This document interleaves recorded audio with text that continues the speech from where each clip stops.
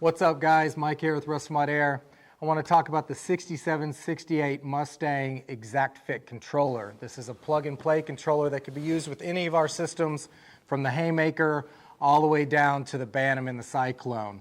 So for you guys that have these Mustangs, you know this is the factory controller. It's a cable-driven controller, 3 levers, and your blower switch on top. Generally, these things are trashed, just like this guy.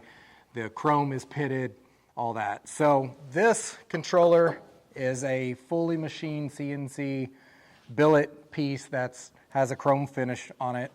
You have your blower switch across the top that controls your fan, and your mode controller for your dash, defrost, and floor, and your temperature as well, all the way from cold to hot, anywhere in between.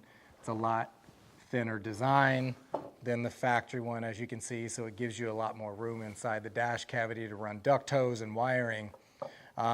Simple installation, uses the factory hardware, goes right back into place. If you guys have any questions or anything, holler at us, DM us, write some comments down below, email us, text us, all that kind of good stuff. Take it easy.